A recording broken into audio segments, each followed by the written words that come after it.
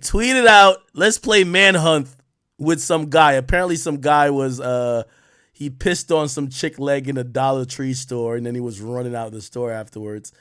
Meek says, let's play manhunt with him in Philly today. I got 2 bands for his low, but you gotta connect. yo. Yo, why does Meek Mill do this, yo? Yo, if you give Meek Mill the location, all he gonna do is pass it to the authority. Why does he act like he's about to go get the guy? Yo, Meek Mill be acting like he's the gangster superhero of the hood. Like he's gonna be like, turn, turn, turn. Meek Mill is here. Come out of that house right now. Like, what are you gonna do? Okay, he pissed on somebody's house. You got the location. What are you gonna do? You're gonna turn him into authorities. Like, what's up with this? Give me 2. I got 2 bands for the location. What the fuck? If you, first of all, low key, this is like putting a contract on somebody. So if somebody shoot this nigga and I thought Meek was gonna give me the 2 bands. This is a contracted hit for hire.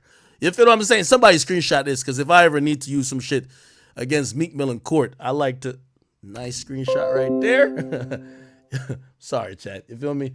I've been gaining evidence on Meek. Yo, one day, if I ever see Meek and me and him go to court, nigga, I'll just drop the file on here and be like, this nigga should be locked up for life. I'm a civilian. Anyway, he put out 2 bands on him. Then he says, okay. Then he said, why do people in the hood choose to beef with people they've known their whole life instead of people or systems they're against them? It's called self-hatred.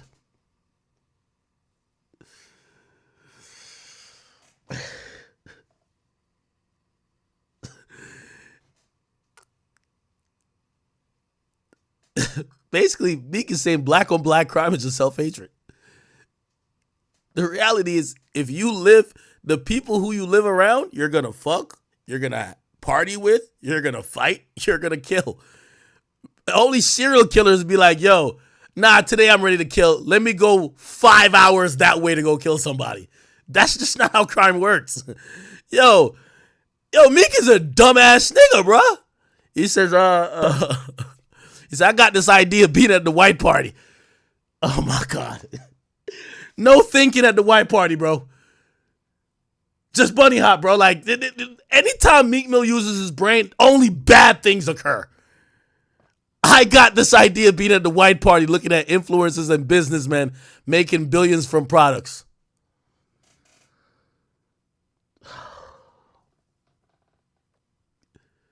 It took you to be there to figure this out. We have extreme engagement and influence. Respectfully, I couldn't think of an artist with a big product. We gonna handle this. Chat, didn't I say this is why I hated the white party? Niggas be so dumb, they don't realize that you're the influencer, you're the artist that's making this thing cool. Didn't I tell you what the white party stands for? And didn't I say I guarantee none of them rappers who are bunny hopping own any part of it? He's basically saying that. Hey, I just had a great idea at the white party to have my own white party. Brother. Chat, come on, bro. Like, come on, bro. The niggas, this is his 4th year being at a white party. He just figured out why the party's happening. Wait. I just got it. Yo, Meek, don't use your brain. The last time you did that, nigga, like, a war almost broke up. Don't use your, Meek, don't use your brain. No, I got it. No, listen, check this out. Check this out. Look how many rappers and influential people are here. We could actually push a product that we own.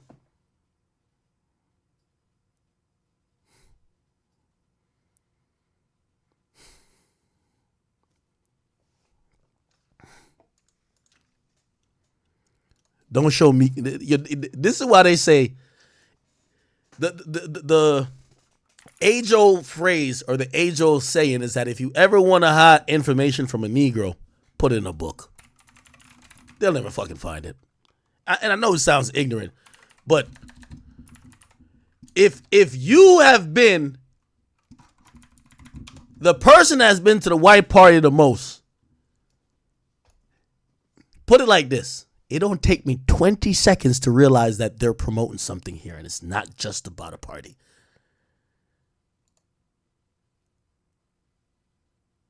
It doesn't take me... The nigga got the shit he be performing, promoting his bio. 2 to the 3 to the 4. Tell them bring another round. We need play.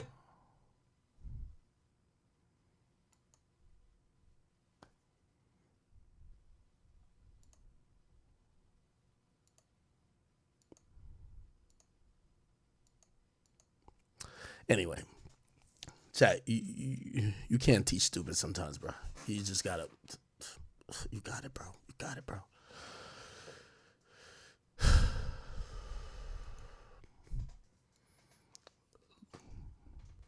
It took this nigga 4 years to figure this shit out when you could have figured it out in 4 minutes.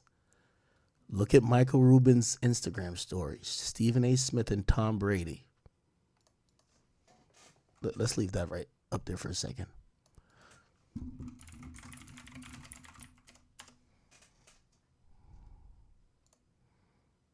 Tom Brady. First slide. Oh, Tom Brady just wants to party. Meek Mill, the only dumbass nigga at the party that want a party. Oh, I thought we here for a Diddy party. Oh, the sped again. Just, Meek. The rum punch is over there in the fucking Ciroc. Go. We'll come over there in a second. Tom, I'm sorry for this dumbass nigga right here. I'm sorry. He got some clout, though. We just got to use his ass to really get the bread. You know what I mean? Like, Meek, we're coming, Meek. Meek, we're coming. No. Yeah, pour me a shot. Yeah. No, I didn't say bunny hop. Pour me a Tom, I'll be right back. Stupid ass motherfucker, bro. I swear, man. Look, it took him 4 years to realize they have a no-holds-barred exchange at Fanatic Fest.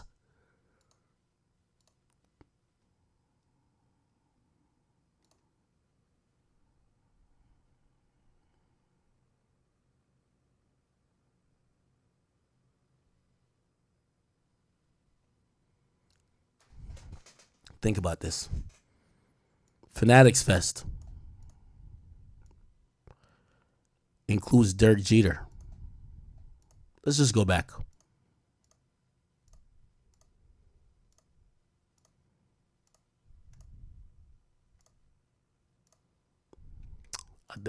There's one of them with Derek Jeter. I believe Derek Jeter was here.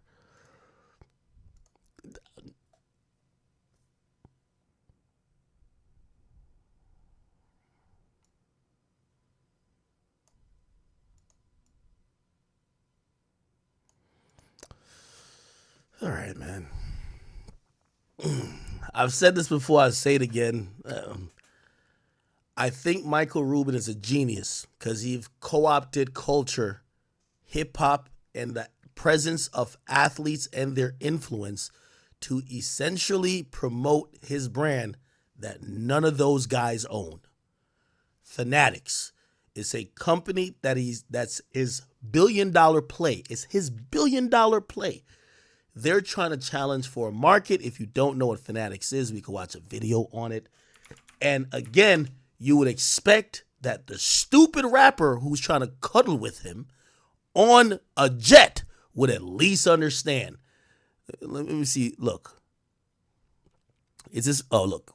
Is he talking about Fanatics here? Wix gives you a quick Google search. You know what I mean? Like 2 seconds of reading. He's been promoting this. A couple months ago, $27 billion. You got another funding you can talk about today. You got $1.5 billion that values your company at $31 billion. It just keeps going up. Well, we think we're just Fanatics valuation. It's while Meek Mill is saying, "Yo, give me a shot. Yo, let's take a picture, Michael Rubin. Give me a reverse Oreo hug." The value of the company keeps going up, $31 billion. The rappers think they're there to just be cool. Free drinks, hanging with other people. He probably flies them in like hoes. The company, which he won't give them a fucking percentage, 31 billion. Took him 4 years to figure out.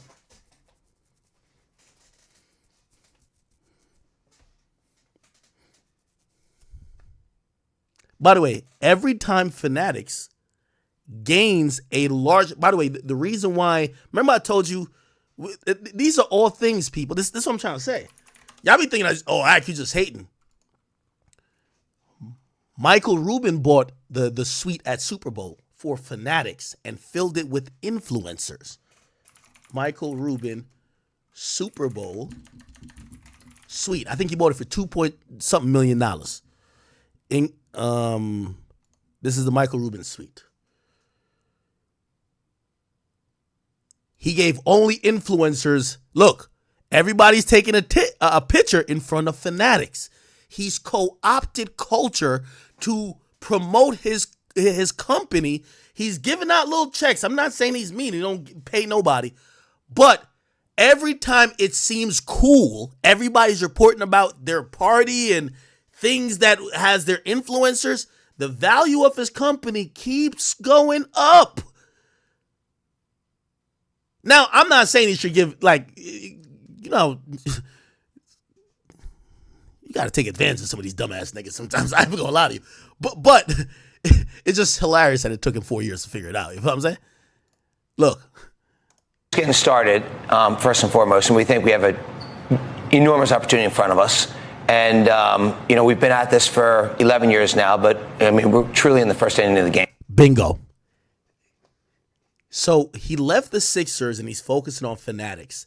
And he realized when he was with the Sixers, and this is why this is how stupid I think Meek Mill is. You're the reason that you brought this nigga into culture. You were his first butt buddy. He flew you, remember when you got out of jail? He flew you on a helicopter to the fucking game, right? Him and you became quote unquote friends. You didn't become friends. He saw you as, wait, Meek when I do something for Meek, culture covers it and they love it. You know what he did? He started with Meek and then became friends with every rapper that matters. And now he says, oh, okay, this is an amazing way to fucking market this company that I have that is really my big play. This is the $1 billion play. So they've been in business for a while. Look at the, is it public traded? I don't know if it's a public traded company. Is it? No, they're just raising capital, right? But they raise capital easier at a higher valuation based on all of this free, or not say free market, but all this W market in terms of having the hottest celebrities with them constantly, right? And Meek Mill made it cool. If Meek was smart, it's like the rappers that went on Clubhouse. And by the way, some of them did. Like, for example, 21 Savage supposedly owned a part of Clubhouse, if you didn't know, right? Or was allowed to buy in. If like Meek, who was on there a lot, beefing with niggas, saying that, yo, I'm gonna get you flipped, all that shit, owns nothing of Clubhouse. Why? All mouth, just dumb. Get what I'm saying? That's the point I keep trying to tell you. You get what I'm saying? Like, really, I think Meek deserves some percentage of Fanatics. This nigga you are the test case to make culture all think it's at least decently cool to fuck with this guy. Y'all ever heard about a white party before, like 4 or 5 years ago? Michael Rubin white party? You ever seen this many rappers chill with him? You ever seen everybody want to be around him? No. I saw Meek Mill first. I think Meek Mill, if he was smart enough, would have been like, yo, Mike, I don't want no pay or nothing like that from blah, blah, blah, blah, blah. And I'll do more. Just like how Rick Ross, I think Rick Ross, I don't think he owns part of like Bel Air or nothing like that, because them spirits companies that sell liquor, they ain't trying to give you no parts. But he probably figured out a way to, I don't know if it's a percentage type of thing or maybe just pay him at a pretty decent, steady fee. That's his I'm rich beyond rap money. I think Meek should, you know what I mean? But I do think he threw Meek a bone with what do you call lids. He threw he gave Meek owns part of Lids, Meek Mill Lids. And I think what do you call it again? I think Michael Rubin owns it too. Unless I'm tripping. And I think he allowed Meek to get that But fuck that, nigga. You want in on that $31 billion company. Yeah. Yep. See? Michael Rubin. So yeah, Michael Rubin, the report noted by Fanatics chaired by his close friend, blah, blah, is already part of the ownership group. Yeah. If I'm him, shit, Meek, you just need like 1% of this company, nigga. 1% of 31 billion in valuation. How much is that? 1% of a billion is, oh shit, I can't think right now. 1% of a billion is Jesus Christ, I can't think. My percentage mind is going crazy. 0.1 times.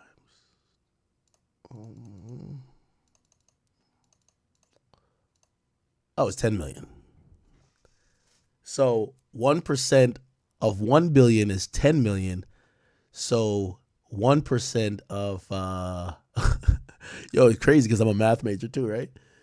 Of 31 million is gonna be 310 million. Yeah, it would be 310 million. Like shit, fuck rap at that point. If you get 1% of Fanatics right now, nigga, that's what you need, Meek.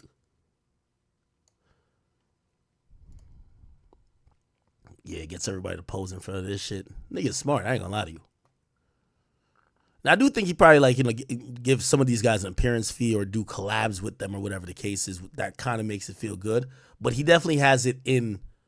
I wonder if does Robert Kraft own any part of Fanatics, or is he an investor?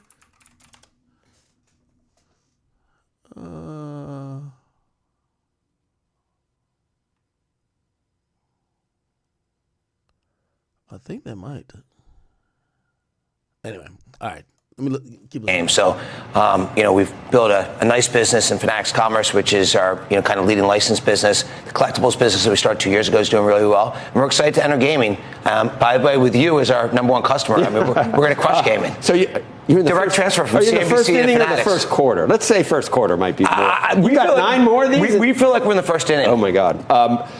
So what I was going to add, I don't know whether Fanatics, does inflation, does a recession, does it cool things off, or is that? Of course. It does, a little. Yeah, I mean, our business this year, our biggest business, which is Fanatics Commerce, which will be, next year will be close to a $7 billion division.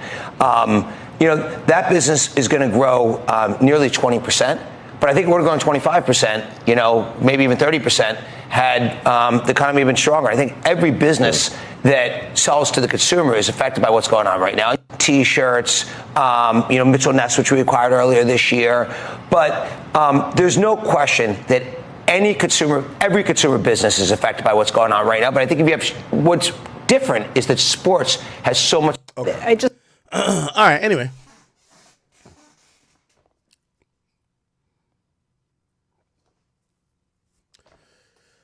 All right. What else did we not cover? Oh, we've been rocking, chat. 6 hours went by like nothing. Okay. Everybody been telling me go check out Daylight. Daylight's tweeting. What Daylight told about now? Daylight says he says he says Ja Rule effect activated. He says, remember them niggas that was playing the music on the Titanic as it was sinking? Yeah, that's y'all. It's a few boat rafts left. Don't wait till it's too late. It's a large line in the sand now. And he says them, Ayo Light, I'm a miss, what? I'm a miss man. The battle world, what?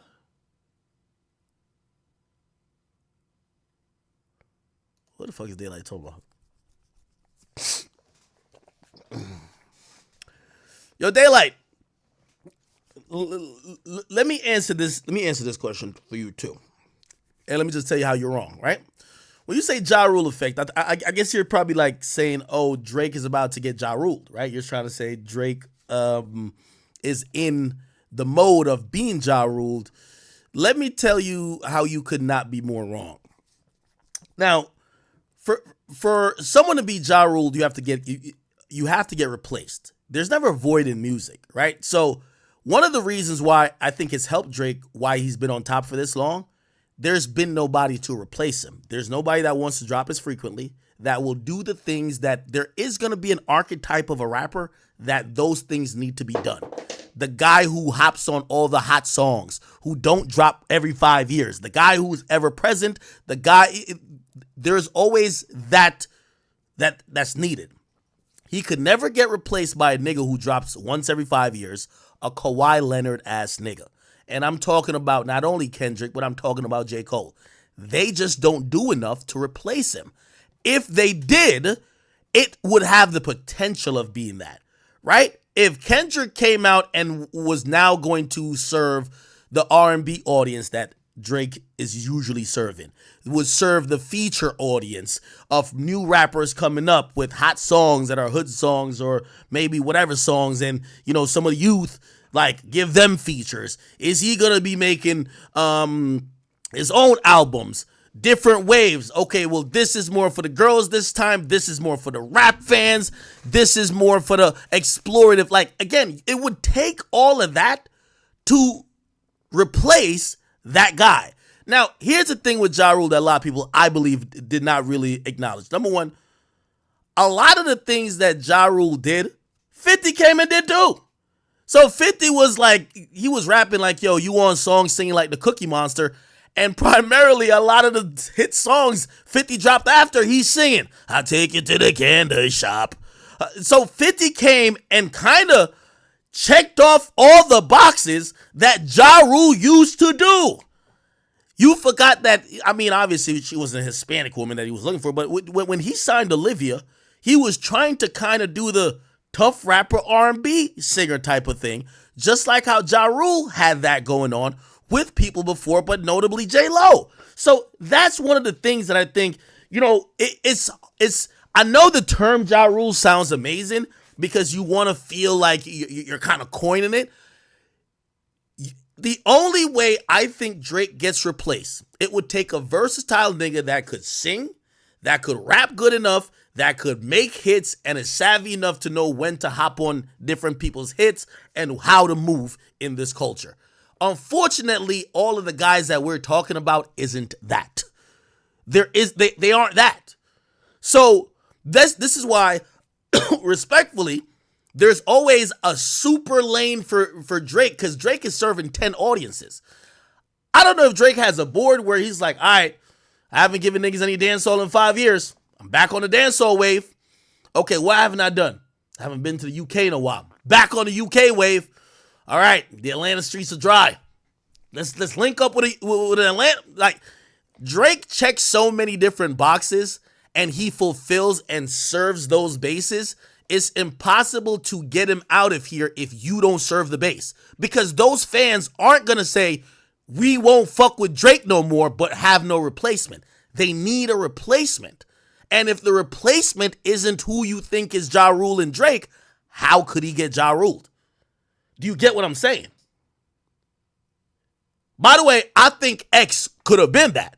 I think X could have been that. I'm sorry to tell you, I do think X could have been that. I 100% think X could have been that, respectfully. But we haven't seen an archetype of anybody that fulfills the attributes that's needed to really Ja Rule Drake, where people are like, we're off of this, we're on to this.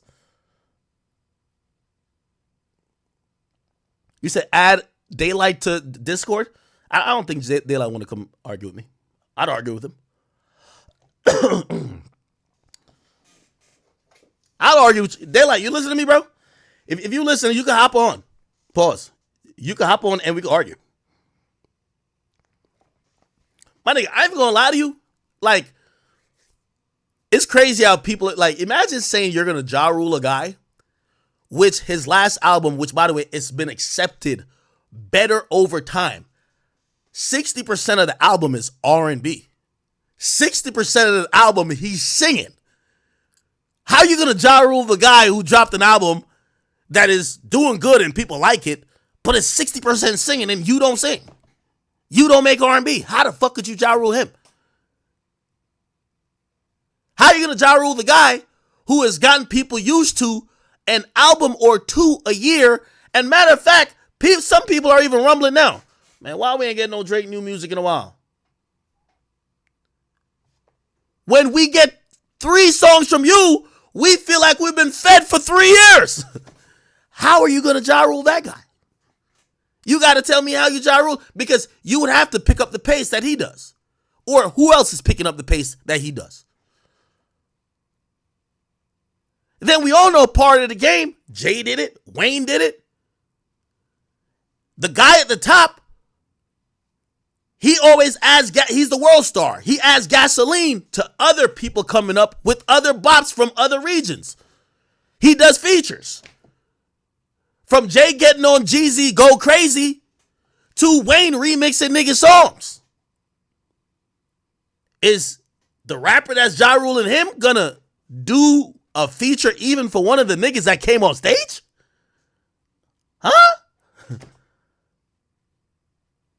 So how could he be Ja Ruled?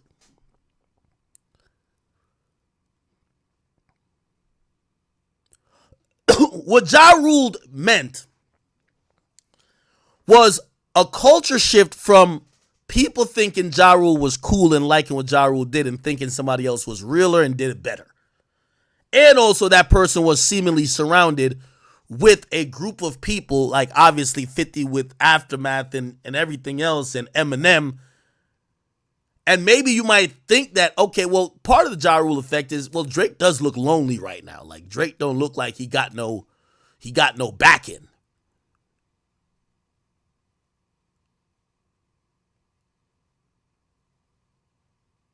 But you also have to remember, here's the thing. A part of why Ja Rule went out like that, 50 was a different monster. And with all due respect, Kendrick is probably he is a cerebral assassin, one of the greatest, you know what I mean? We have to admit that now. He's one of the greatest, at least, you know, to handle this type of battle type atmosphere, because he did an amazing job. But he's not 50 Cent. 50 Cent is a conqueror. 50 Cent is a menace. And 50 Cent is a demon. 50 Cent put Ja Rule on an island. He started full-on beefs with niggas because they did a feature with that nigga. He started beefing with the Locks, and he started beefing with Fat Joe off of them just trying to help a nigga he was trying to drown. I don't think Kendrick is like that. Because I think Kendrick's beef is just with Drake. And I don't think nobody fears Kendrick like, all right, let me not work with Drake. Niggas didn't want to work with Ja. He made it unpopular.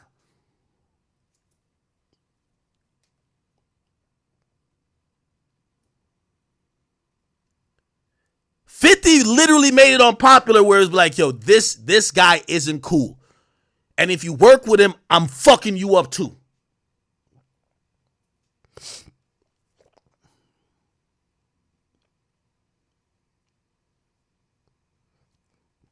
Frank says Drake cannot be Ja Rule. He'll get put on every playlist pumping up his streams. That wasn't around Ja Rule time. Well, radio was around, which is the same thing, which, you know, I mean, radio would just play your song over and over again. He says him not having a number one song again, I don't think can happen.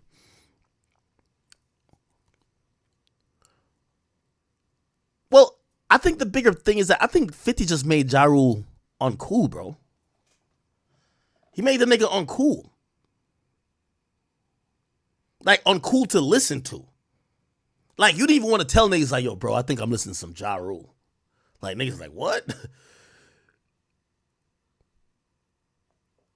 I don't see him like that yet.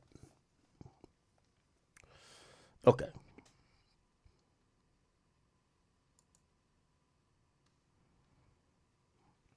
You said Drake no longer the cool anymore? I think the only aspect of Drake that is actually affected by this whole battle is the aspect that when Drake talks shit, and that's part of what he does. He talks shit, and he kind of talk like he tough as fuck too. Like Drake kind of talk like a mob boss a little bit. And Drake also talked with a confidence to say, these niggas bitches and they pussy and they don't want it with me with the pen. So there was an arrogance, a toughness, and a shit talking ability that I think that's the only part that people might be like, you ain't had that energy with Kendrick. Like that's the only thing. But bro, you think women, like, first of all, if you've ever been to a Drake concert, it's 70 to 80% women. Let's put that out there already.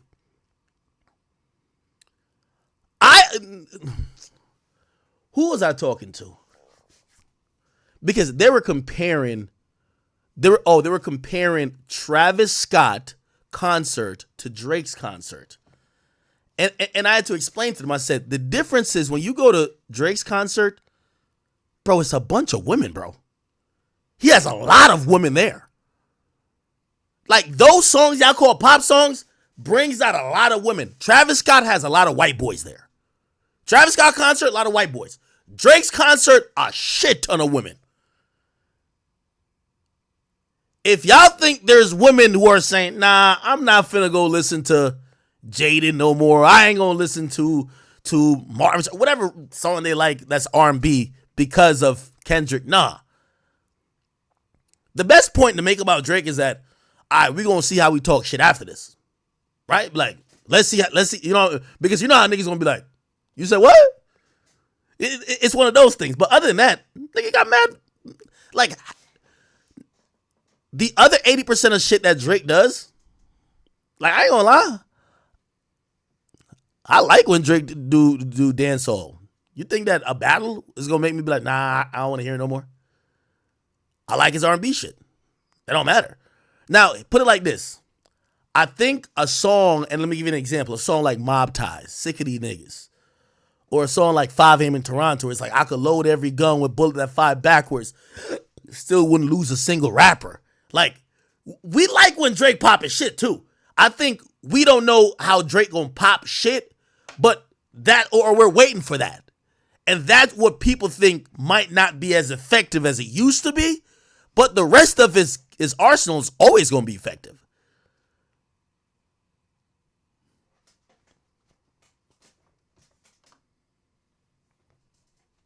Yeah, like members only with Party Next Door? Oh my God. Somebody said no Drizzler music at the parties anymore. All right, has anybody going out the last couple weekends? Are they not playing Drake? Yeah, y'all tell me.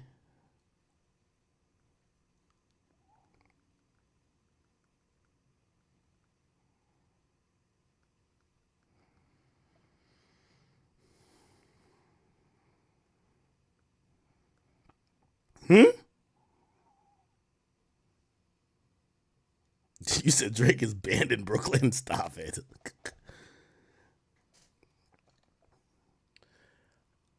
And Doc Russo, thank you for the 5. You're right about that. By the way, it's a 20th donation. I really appreciate you, my brother. He said 50 didn't do this alone. Ja was against M, Dre too. No, he said Ja was against M and Dre too. Plus his label collapsed because of the tax evasion. Yeah, I agree. Frank says that's my point. If it's on Cooler, radio ain't gonna play it. Okay, because yeah, all right, maybe. But these playlists could be bought and controlled by his baby daddy Lucian. I'm gonna be honest with you. I don't know how much they fuck with Drake. Like, if y'all keep saying Lucian is Drake's baby daddy, why would Lucian not like? Actually, I know there was rumors that there was a meeting and there were going to be people that intervene. Why wouldn't Lucian basically call up Spotify and say, if y'all playlist, if what y'all is saying is true, if y'all playlist not like us, that is killing our artist career, we'll do A, B, C, and D. So Lucian can't love Drake that much.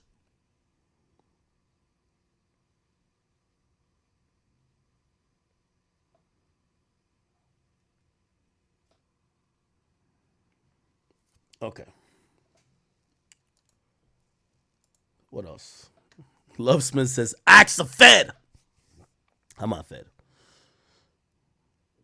Oh, Roy Wana says Jay invested $350 million years ago in Fanatics. Did he? Oh shit. Jay-Z 350 million Fanatics. Oh wow. Jay announced, not gonna lie, Jay know where the money is at, bro. Oh, this is right after he did the deal with NFL.